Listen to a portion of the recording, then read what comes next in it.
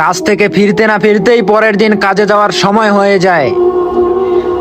আর কিছু ছেলে বাপের হোটেলে খাইয়া রাত 3টা বাজে ঘুম আসে না বলে স্টোরি দেয়। আসলে ভাইয়া মধ্যবিত্ত হলে বুঝতা ঘুম কারে কয়। মধ্যবিত্ত ফ্যামিলির ছেলে আমরা, কোনো কর্ম জানা নেই। কর্ম আমাদের একটাই, আমরা বিরিফিল কাজ করি ভাই। স্বপ্ন আমরাও দেখি, দামি দামি বাইক নিয়ে ঘোরার, দামি দামি আইফোন ব্যবহার করার। আফসোস গরিবের স্বপ্ন স্বপ্নই থেকে যায়।